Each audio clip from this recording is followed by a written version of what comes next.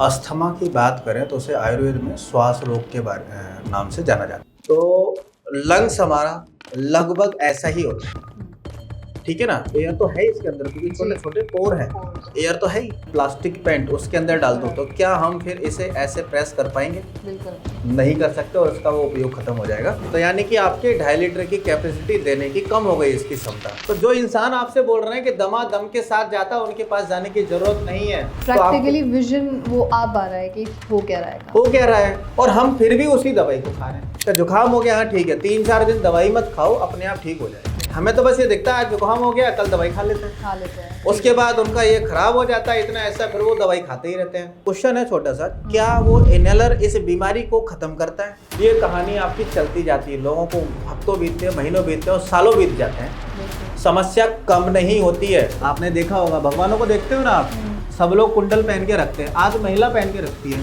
Point होता है कान के अंदर, उसको बोला जाता है देवकृत छिद्र। देवकृत छिद्र को छेदन करने से सारी चीज़ें एक्टिव हो जाती है और अपने आप हमारी बॉडी वो काम करना चालू कर देती है जो हम दवाइयों से करवाने की कोशिश करते हैं। अच्छा, ओके। हम यहाँ पर छेद रहे हैं। स्वागत है आप सभी का नेशनल खबर के खास प्रोग्राम में। सर्दियां आ रही हैं और मैं आपको ये क्यों बता रही हूँ, बताने के पीछे कारण ये है अस्थमा, एक ऐसी प्रॉब्लम जो सर्दियों में बढ़ जाती है। जिसे अस्थमा है सिर्फ वही जानता है कि उसे किस तरीके की समस्याओं का सामना सर्दियों में करना पड़ता है। ठंडा पानी नहीं पी सकते हैं, ठंडे मौसम में नहीं रह सकते हैं, पोल्यूशन है उसमें सांस लेने की तकलीफ होगी। उसके बाद कई ऐसे रिस्ट्रिक्शंस हैं जो आप एक आम जीवन में कर पाते हैं, लेकिन अगर आपको अस्थमा हो गया तो आप नहीं कर सकते। आपको 24 घंटे हर वक्त अपने आसपास पंप ढूंढना पड़ेगा, नहीं तो कुछ भी हो सकता है। और कई बार ये भी देखा गया है कि अस्थमा के जो मरीज हैं, जब उन्हें पंप नहीं मिल पाता है तो उनकी तुरंत जो है मृत्यु तक चीज़ें पहुंच जाती हैं, मामला बहुत गंभीर हो सकता है। हम अस्थमा को समझेंगे, सर्दियों में अस्थमा क्यों बढ़ जाता है इसे समझेंगे, कैसे कंट्रोल कर सकते हैं इसे समझने की कोशिश करेंगे। और इसे खास मुद्दे पर और बेहद ही गंभीर मुद्दे पर चर्चा करने के लिए अभी हमारे इस स्टूडियो में हमारे खास गेस्ट मौजूद हैं, जो कि नेचर केयर के डायरेक्टर हैं, फाउंडर हैं, डॉक्टर के सोनी जी। बहुत बहुत स्वागत है सर आपका। और आपसे हमारी चर्चा जो है अस्थमा से पहले टी पर हो चुकी है, डिटॉक्स टी पर हो चुकी है कि कैसे जो है लोग अल्टरनेटिव ढूंढ सकते हैं चाय का। लेकिन अभी जो मुद्दा है वो चाय से हट करके सीधा अस्थमा पे हम लेकर आते हैं कि अस्थमा एक ऐसी प्रॉब्लम है जो सर्दियों में बहुत तेज़ी से बढ़ती है और आपके सेंटर्स में भी पेशेंट्स काफ़ी ज़्यादा तादाद बढ़ जाती होगी और मरीज़ जो हैं पंप्स लेकर ही घूमते रहते हैं, उनके बैग में कहीं ना कहीं पंप मिल जाता है। अस्थमा की जो प्रॉब्लम है वो सर्दियों में क्यों तेज़ी से बढ़ती है?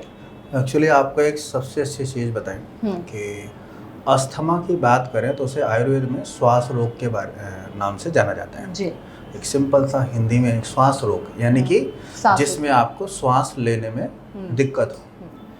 तो हम श्वास लेते किससे हैं, ये ऑक्सीजन कहाँ जा रहा है, ठीक है ना। जो भी हम वातावरण से ऑक्सीजन ले रहे हैं वो लंग्स में जा रहा है, ठीक है ना। तो सर्दियों में क्यों बढ़ जाता है तो आपको बता देता हूँ कि जैसे कि एक इंसान के अंदर 3 प्रकार की प्रकृति होती है, वातज, पित्तज और कफज। आपने सुना ही होगा। बिल्कुल सही है। तो जो अस्थमा या श्वास रोग जो है वो कफज बीमारी है, कफज रोग है, ठीक है ना। उसमें क्या होता है, जब भी आप, कफ का मतलब होता है, आप कफ से नहीं समझ रहे हैं, आपको समझ रहे हैं ठोस पदार्थ, ठीक है। तो लंग्स के अंदर एयर होता है, कोई भी लिक्विड, कोई भी ठोस पदार्थ नहीं होता, बिल्कुल, ठीक है ना। आप समझ सकते हैं कि लंग्स है क्या, जैसा कि आप समझ पा रहे हैं ये क्या है, ये ब्लेंडर। आप सभी लोग समझ पा रहे होंगे अच्छे से, ये ब्लेंडर है, ठीक है ना। ऐसे ही आप सोचेंगे जिस पर हम बैठे हुए हैं ये सीट है, इसमें अंदर जो सीट लगी होती है फॉर्म, सेम वैसा ही है, ठीक है ना। तो लंग्स हमारा लगभग ऐसा ही होता है, ठीक है ना।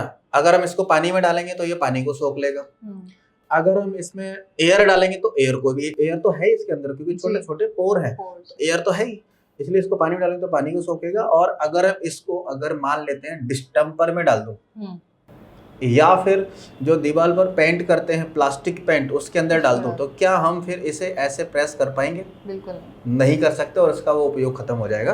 तो मान लेते हैं अस्थमा है क्या, एक सिंपल सी आपकी लैंग्वेज में आपको बता देता हूँ कि जैसे कि मान लो इतना बड़ा लंग्स है और इसका इतना पार्ट हम कहाँ डाल देते हैं, प्लास्टिक पेंट के अंदर, आधा जी। ठीक है, तो आधा हमने प्लास्टिक पेंट के अंदर डाला, तो आधा पार्ट तो अच्छा है और आधे पार्ट में ऑक्सीजन नहीं रुकने वाली। तो जब आधे पार्ट में ऑक्सीजन नहीं रुकेगी तो और बॉडी को जितने ऑक्सीजन की ज़रूरत है, मान लेते ये लंग्स हैं हमारे 2 और इसके आधे पार्ट में यानी कि ये मान लेते हैं 5-5 लीटर, तो इसका अगर आधा पार्ट में प्लास्टिक पेंट डला हुआ है तो उतना पार्ट ऑक्सीजन नहीं देगा सप्लाई, तो आपको इसका 2.5 लीटर तो दे ही नहीं रहा। बिल्कुल सही। तो यानी कि आपके 2.5 लीटर की कैपेसिटी देने की कम हो गई इसकी क्षमता। तो इंसान को जितना चाहिए, जितने ऑर्गन को जितना मटेरियल चाहिए, जितना ऑक्सीजन चाहिए, उतना ये सप्लाई नहीं दे पाएगा, तो फिर सांस लेने में दिक्कत होगी। इसी को बोलते हैं अस्थमा, सांस लेने की समस्या, सिंपल सी लैंग्वेज में। अभी बात आती है कि समस्या हुई तो हुई कैसे, ठीक है ना। तो डिफरेंट चीज़ें हैं, जैसे कि अभी मौसम चेंज हो रहा है, गर्मियों से सर्दियां आ रही हैं। बिल्कुल सही। तो आप जितने भी लोग अस्थमा से ग्रसित हैं, श्वास रोग से ग्रसित हैं, ठीक है ना, आप देखो कि उनको समस्या बढ़ रही होगी इस समय, ठीक है ना। दूसरे और रोग साथ में पाए जाते हैं, जो पता चलता है आपको एलर्जी है, आपको रेनाइटिस है, ऐसी बहुत, आपको धूल से एलर्जी है, तो ऐसी बहुत सारी चीज़ें, आपको इस खाने से एलर्जी है, ऐसी बहुत सारी चीज़ें, वो सारी चीज़ें आपको यहीं पर ठीक करके दिखाते हैं कैसे ठीक होगा। हाँ। तो सबसे पहले क्या करना है कि इसमें अगर ऐसा काम हो गया है, मतलब लंग्स में अगर प्लास्टिक पेंट या डिस्टेंबर जैसी चीज़ें चली गई हैं, तो सबसे पहले वो जब तक नहीं हटेगा तब तक वो ऑर्गन ठीक नहीं होगा, तब तक ये ऑर्गन ठीक नहीं होगा, आपकी सांस लेने की समस्या सॉल्व नहीं होनी है। तो इसे ठीक करने के लिए हमें क्या करना पड़ेगा, कफ दोष पर काम करना पड़ेगा। बिल्कुल सही है, ठीक है ना। और इस समय वायु बढ़ती है, वात बढ़ता है इस समय, तो हम मतलब अपने दोस्त के विपरीत जा रहे हैं, तो अपने आप ही इस मौसम में लोगों को दिक्कतें होती हैं इस रोग में। अक्सर ये कहा जाता है कि अगर आपको एक बार अस्थमा हो गया तो वो जब आपकी डेथ होगी तब तक वो आपके साथ चलेगा, तब तक आपको वो पंप साथ में लेकर चलना बिल्कुल पड़ेगा। मुझे लग रहा था आपने ये क्वेश्चन जरूर पूछेगी और बहुत अच्छी बात है कि आपने ये पूछा। हाँ। तो बिल्कुल मैं आपको बता देता हूँ, क्या लिखा हुआ है, दमा दम के साथ जाता है जी। तो कौन कहता है ऐसा, कौन कहता है ऐसा कि दमा दम के साथ जाता है, और जो कहता है उसके पास जाने की जरूरत नहीं है आपको। अच्छा। हाँ बिल्कुल भी नहीं है उनके पास जाने, क्योंकि जब स्वाभाविक है कि मुझे अपनी गाय बेचनी है और मैं आपसे बोल लूं कि मेरी गाय दूध नहीं देती है, और फिर भी आप दूध वही गाय लेने जा रहे हो, तो जो इंसान आपसे बोल रहे हैं कि दमा दम के साथ जाता है, उनके पास जाने की जरूरत नहीं है। क्योंकि मैं आपको आगे की लाइन बताता हूं कि कौन कहता है दमा दम के साथ जाता है।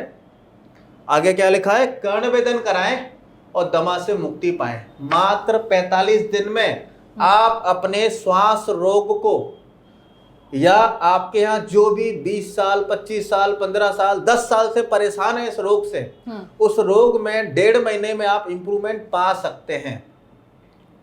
ठीक है ना, 1.5 महीने में आपको इंप्रूवमेंट दिखना चालू हो जाता है। तो सोचो, जो इंसान ये बोल रहे हैं कि हम सालों से इनहेलर ले रहे हैं, सालों से दवाइयां खा रहे हैं, या सालों से एलर्जी के नाम पर दवाइयां खा रहे हैं, ठीक है ना, तो उसे बंद करना ही पड़ेगा। क्योंकि इसका एक कारण और भी है। जब भी किसी को सर्दी या खांसी हो जाती है जी, जुकाम हुआ, तो लोग क्या करते हैं, मेडिकल पर जाते हैं, दवाई खाते हैं। आप खुद देखो, आपको प्रैक्टिकली देखने को मिला होगा, जिसको भी जुकाम हो जाता है ना थोड़ा सा भी, वो मेडिसिन खाता है, खाते ही उसको खांसी हो जाती है। प्रैक्टिकली बात कर रहा हूँ मैं, ठीक है ना। जो भी इंसान जुकाम के लिए यानी कि सर्दी के लिए दवाई खाता है, उसके ठीक बाद उसे खांसी हो ही जाती है। इसका मतलब आप समझिए, मैं जो आपको अभी ब्लेंडर पे बता रहा था वही होता है कि हमने अगर जुकाम हुआ तो मान लीजिए हमने इसको पेंट पे डाला, जुकाम आपको बलगम निकलता है ना, जुकाम उसको समझ लेते, ठीक है, और हमने उसे क्या किया, अंदर सुखा दिया दवाई लेकर। सुखाया मतलब इसको, इस आधे ब्लेंडर में जो कफ था उसे हमने सुखा दिया, तो खांसी तो होनी है। बिल्कुल सही है, ठीक है ना। प्रैक्टिकली विजन वो आ पा रहा है कि हो क्या रहा है काम। हो क्या रहा है, और हम फिर भी उसी दवाई को खा रहे हैं। इसीलिए आपने सुना होगा कहावत में कि बूढ़े लोग वो या पुराने लोग जो बोलते थे, अपने यहाँ जो बुजुर्ग होते थे वो बोलते थे कि जुकाम हो गया, हाँ ठीक है, 3-4 दिन दवाई मत खाओ, अपने आप ठीक हो जाएगा। बिल्कुल अपने हिसाब से, क्योंकि उनको पता था और हमको पता ही नहीं है। बिल्कुल सही। हमें तो बस ये दिखता है जुकाम हो गया, कल दवाई खा लेते हैं। उसके बाद उनका ये खराब हो जाता है इतना ऐसा, फिर वो दवाई खाते ही रहते हैं। बिल्कुल है ना। तो इसीलिए कंटिन्यू मेडिसिन में आ जाते हैं लोग, सालों सालों से दवाई खा रहे होते हैं, दवाई से आराम नहीं आता है, फिर इनहेलर यूज कर रहे होते हैं। बगैर इनहेलर के काम होता नहीं, क्योंकि इनहेलर का जो काम होता है वो आपको अच्छे से पता होना चाहिए। क्योंकि इनहेलर जो होता है अलग अलग टाइप के आते हैं। बिल्कुल, है ना। 4 घंटे में यूज करना है, 6 घंटे में यूज करना है, 8 घंटे में यूज करना है, 12 घंटे में एक बार यूज करना है, या 24 घंटे में एक बार यूज करना है। ये डिफरेंट टाइप के हैं। और पेशेंट के हिसाब से भी होता होगा, सीवियरिटी के अकॉर्डिंग, सीवियरिटी के अकॉर्डिंग। अच्छा, ओके, ठीक है ना। किसको कितनी देर में एपिसोड आते हैं, सेम वैसे ही रोग है जैसे एपिलेप्सी होता है ना। जी जी जी जी। किसी को एक दिन में 4 बार एपिलेप्टिक फिट्स आ रहे हैं, फिट्स आ रहे हैं, और किसी को 4 दिन में एक बार आ रहा है। बिल्कुल सही है। वैसे ही है, किसी को दिन भर सांस फूल रही है और किसी की दिन में 1-2 बार फूल रही है, या फिर चलने पर फूल रही है। उसी हिसाब से उस डोज को डिसाइड किया जाता है। तो वैसे ही इसको 4 घंटे में 6 घंटे, यानी कि वो मेडिसिन इतने घंटे तक काम करने वाली है। अभी बात करते हैं कि जो आप इनहेलर यूज करते हैं वो काम क्या करता है। क्या एक क्वेश्चन है छोटा सा, क्या वो इनहेलर इस बीमारी को खत्म करता है? नहीं, अगर खत्म करता तो क्यों जिंदगी भर लेगा। अगर खत्म करता तो ये जो बात हम बोल रहे हैं कि जो इंसान आपको इनहेलर दे रहे हैं कि दम के साथ जाएगा, अगर खत्म करता तो जिंदगी भर, यानी कि आप 15 साल से क्यों ले रहे हो इस इनहेलर को? बिल्कुल सही है। पहला क्वेश्चन, ठीक है। तो आपको जिंदगी में नहीं लेना है, यानी कि वो खत्म नहीं करता। उसका काम क्या होता है, आप थोड़ा सा उसको समझने की कोशिश करेंगे। यानी कि हमारी श्वास नली होती है, ठीक है ना, ये हमारी आहार नाली, इसके जस्ट पीछे श्वास नली है जी। तो श्वास नली यानी कि हम जो सांस ले रहे हैं वो श्वास कहाँ जा रहा है, लंग्स के अंदर जा रहा है, ठीक है।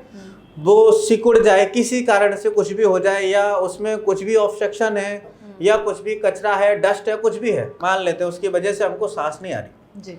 तो इसको क्लीन करने के लिए कुछ भी नहीं दे रहे हैं। जो इनहेलर यूज किया उसका काम होता है आपकी श्वास नली को फुलाना, एक्सपेंड कर देना, बस एक्सपेंड करना, डायलिटेशन करना, ठीक है। तो उसको फुलाने का काम है। और जैसे जैसे उस इनहेलर का, उस ड्रग का असर कम होगा, वैसे वैसे वो अपनी स्थिति में आना चालू हो जाएगा, ठीक है ना। तो मान लेते हैं उसको दिन में 3 बार यूज करना है, या 4 बार यूज करना है, या 2 बार यूज करना है। तो जब आप यूज करोगे उस इनहेलर को, उस मेडिसिन को, तो वो श्वास नली आपकी डायलेट हो जाएगी। फिर जब धीरे धीरे करके उसका असर कम होगा तो फिर से उसी स्थिति में आ जाएगी। फिर से आप उस दोबारा से आपको दिक्कत होने वाली तो आप फिर यूज कर लोगे तो फिर से डायलेट हो जाएगी। ऐसे करके ये सालों साल डेली का ये प्रोसीजर बन जाता है। क्योंकि जैसे उस स्थिति में आएगी आपको सांस लेने में दिक्कत होगी, फिर आप इनहेलर ले लोगे, फिर भूल जाएगा, फिर आपको लगेगा हाँ दवाई बहुत अच्छा है, इसको हम यूज दोबारा कर लेते हैं। ये कहानी आपकी चलती जाती है। लोगों को हफ्तों बीतते हैं, महीनों बीतते हैं और सालों बीत जाते हैं, समस्या कम नहीं होती है। अगर होती है तो अपने आप को खुद ऑब्जर्व करो। मैं नहीं बोलता कि इससे सही होता है कि नहीं होता है। आप अपने आप को, जो श्वास रोगी इस वीडियो को देख रहे हैं, जो इस प्रोग्राम को देख रहे हैं, वो खुद अपने आप को ऑब्जर्व करें।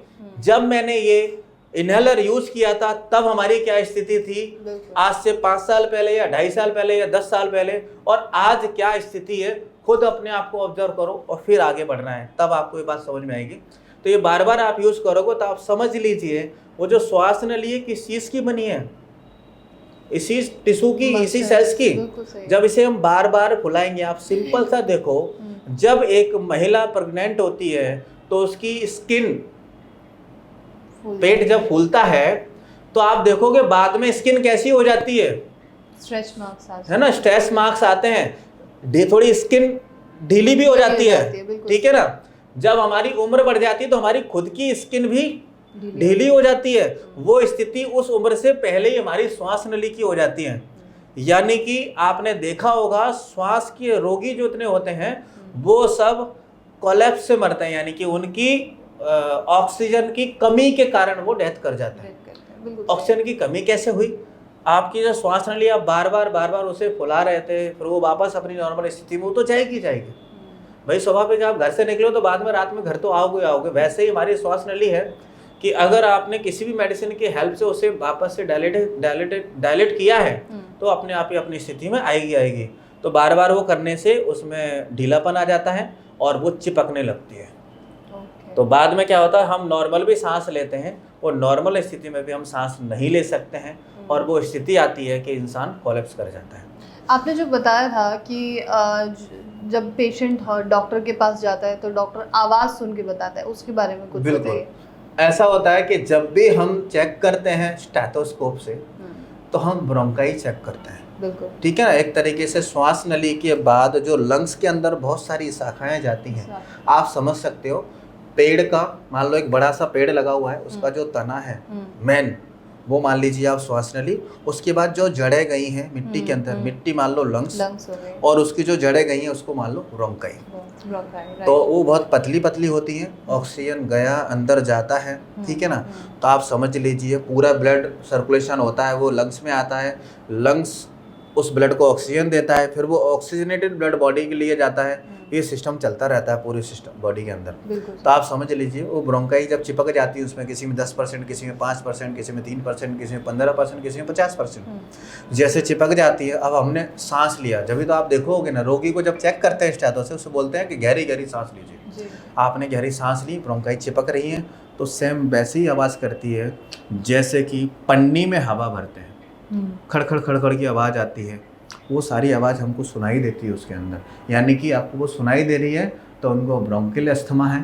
क्योंकि श्वास रोग जो होता है डिफरेंट टाइप का होता है, उसमें से एक ब्रोंकियल अस्थमा होता है, यानी कि तमक श्वास के नाम से उसे हम आयुर्वेद में जानते हैं, और वो साध्य होता है। ऐसा कुछ भी नहीं है, आयुर्वेद शास्त्र में साफ साफ लिखा हुआ है तमक श्वास, यानी कि दुनिया में जितने भी रोगी पाए जाते हैं वो तमक श्वास के पाए जाते हैं, और वो साध्य है, वो ठीक किया जा सकता है। बिल्कुल सही है। आपने जैसे कर्णवेदन के बारे में जिक्र किया कि कर्णवेदन करा लीजिए, आप ठीक हो जाएंगे। 45 दिनों में आप दवा करते हैं। बिल्कुल, मैं आपको बताता हूँ, यानी कि आप सिंपल सी, जो लोग बुजुर्ग लोग हों आप उनसे पूछिए कि संस्कार क्या चीज़ होती है जी, ठीक है ना। आप खुद के साथ भी हुआ होगा ऐसा, आपके बच्चों के साथ भी ऐसा हो रहा होगा कि जैसे कि आप लोग देखोगे बच्चा पैदा होता है, उसके कुछ दिनों के बाद या कहीं कहीं होली पर बच्चों को अन्नप्राशन कराते हैं। हाँ जी, अन्न खिलाते हैं कि पहली बार अन्न खा रहा है हमारा बच्चा। तो ऐसे करके हमारे आयुर्वेद शास्त्रों में 16 प्रकार के संस्कारों का वर्णन है, और उनमें एक संस्कार है कर्णवेधन, ठीक है ना। तो उनमें से एक संस्कार कर्णवेधन है। पहले ना सभी का कर्णवेधन होता था। अगर हम पुराने जमाने में जाएं तो चाहे महिला हो या पुरुष हो, आपने देखा होगा, भगवानों को देखते हो ना आप, सब लोग कुंडल पहन के रखते हैं, आज महिला पहन के रखती है, ठीक है ना। तो ऐसे करके कर्णवेधन संस्कार है, एक 16 संस्कार में से है। उसको अगर हम वेधन करते हैं, वहां पर एक पॉइंट होता है कान के अंदर, उसको बोला जाता है देवकृत छिद्र। देवकृत छिद्र शास्त्रों में साफ साफ उल्लेख है। कोई भी ऐसी बात नहीं है कि मैंने रिसर्च किया, ऐसा कुछ भी नहीं है कि मैंने रिसर्च किया है। सिर्फ जो शास्त्रों में है उसे जनता के सामने लाना है, क्योंकि लाना बहुत जरूरी है, क्योंकि हम धीरे धीरे करके आयुर्वेद को भूलते जा रहे हैं और उन मॉडर्न पैथी में उन दवाइयों के पीछे दौड़ते जा रहे हैं जिनका कोई इलाज है ही नहीं जिनसे। तो देवकृत छिद्र का उल्लेख है। देवकृत छिद्र को जब हम छेदते हैं तो उससे प्राणवायु स्रोतस और 10 धमनियों को कंट्रोल करने की क्षमता होती है। तो हम ये बोलते हैं कि वहाँ पर ऐसा साफ साफ लिखा हुआ, अगर आपने देवकृत छिद्र का छेदन कर दिया है तो आप प्राणवायु स्रोतस यानी कि लंग्स, हृदय, ब्रेन, यानी कि जो जिनके खत्म होने से या जिनके डेथ होने से इंसान की मृत्यु हो सकती है, वो होते हैं प्राणवायु स्रोतस। ठीक है। और 10 धमनियां, यानी कि ऐसी धमनियां जिनका सर्कुलेशन आपके प्राणवायु स्रोतस और बाकी और भी ऑर्गन है उनके लिए गया है, उनकी सप्लाई गई है, ठीक है ना। तो वो कंट्रोल उसमें होता है। हमने जैसे ही वहाँ पर उसको छेदन करते हैं तो अपने आप ही ऑटोमेटिकली हमारे वो सारे न्यूरॉन्स, सारे ट्रांसमीटर अपने आप ही एक्टिवेट हो जाते हैं और उसे ठीक करने में लग जाते हैं। जैसे एक बड़ी सी कंपनी हो, कंपनी का ऑनर जिस दिन कंपनी में आता है उस दिन सारे लोग एक्टिव हो जाते हैं। सेम वैसे ही देवकृत छिद्र को छेदन करने से सारी चीजें एक्टिव हो जाती है और अपने आप हमारी बॉडी वो काम करना चालू कर देती है जो हम दवाइयों से करवाने की कोशिश कर रहे हैं। तो आप कह रहे हैं कि अस्थमा प्रॉब्लम ठीक कर दी जा सकती है इससे। महिलाओं में तो फिर अस्थमा बिल्कुल ही नहीं होना चाहिए, क्योंकि उनके तो सारे वो भी बताता हूँ। हाँ। एक्चुअली क्या होता है ना, पहले जो देवग्रत जो छिद्र होता है वो ये होता है। अच्छा, ओके। हम यहाँ पर छेद रहे हैं। क्या होता है ना, इंसानों को जैसा अच्छा लगता है इंसान वैसा करता है। बिल्कुल। पहले यहाँ छेदे जाते थे, जिसको जैसा अच्छा लगा लोगों ने यहाँ छिदवाने चालू कर दिए, फिर लोगों ने यहाँ छिदवाने चालू कर दिए। हो सकता है आने वाले टाइम पर ये भी बंद हो जाएगा। ये चीज़ हुई कि कर्णवेदन आप जो पेशेंट हैं या अस्थमा की प्रॉब्लम है जिन्हें वो करा सकते हैं, लेकिन कई लोग ऐसे हैं जो नहीं कराना चाहते या नहीं कराएंगे, ऑब्वियस सी बात है, सुनने के बावजूद भी नहीं कराएंगे। तो क्या उन लोगों के लिए कोई और विकल्प है, कोई मेडिसिन, कुछ ऐसा जो वो ले सकते हो? कुछ आयुर्वेदिक औषधि का भी उपयोग कर सकते हैं। हाँ। पर वही होता है कि सीजन जब चेंज होता है तो रोग बढ़ता है, यानी कि दोष उत्क्लेशित होते हैं, बढ़ते हैं, एग्रावेशन होता है, तो उस समय उनको समस्या हो सकती है। और कर्णवेदन कराने का मतलब ये नहीं है कि इतना बड़ा कुंडल आप यहाँ को पहनना है।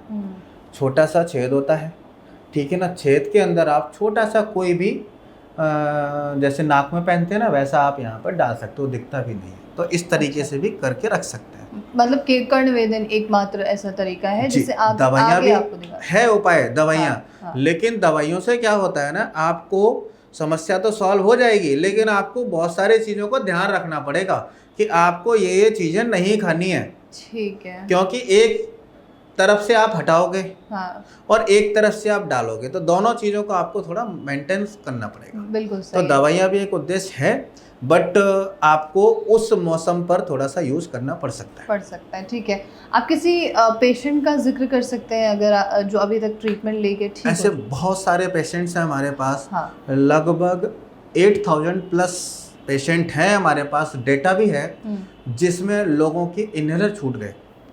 ठीक है ना, लोगों की बहुत सारी दवाइयाँ, कोई डेरिफेलिन के इंजेक्शन लगवा रहा है, कोई टैबलेट खा रहा है, कोई इनहेलर ले रहा है। ठीक है ना, ऐसे बहुत सारे लोग हैं जिनके छूट गए और आज तक नहीं खा रहे। ऐसे लोग हैं, गाँव में भी ऐसे लोग हैं। लोग बोलते हैं गाँव में नहीं होते, सब जगह बीमारी होती है। प्रॉब्लम तो हर जगह है, हर जगह मिलेगी आपको।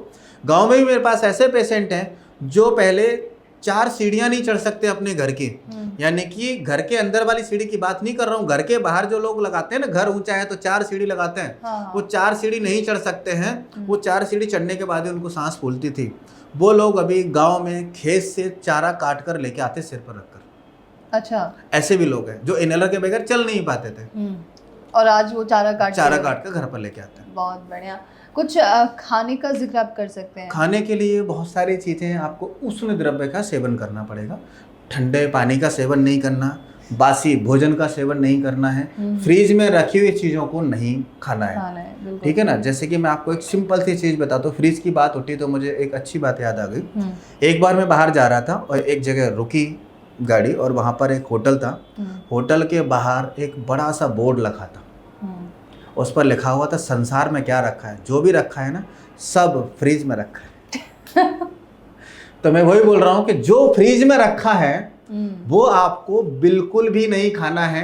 बासी भोजन नहीं खाना है, रात का रखा हुआ मतलब आपको नहीं खाना है। आप सोचते हो कि फ्रीज में रख दिया, सुबह मैंने गर्म करके खा लिया, या फिर सुबह बनाया और शाम को खा रहे हो, आपने फ्रीज में रख दिया, फिर से आपने गर्म किया। एक्चुअली थोड़ा सा सोचिए कि फ्रीज में जो ठंडा हो रहा है, सामान बाहर खराब हो रहा है और अंदर रखने के बाद खराब नहीं हो रहा, तो ऐसा क्या चल रहा है फ्रीज के अंदर, थोड़ा उसके बारे में समझेंगे तो फ्रीज में सामान रखना बंद कर देंगे।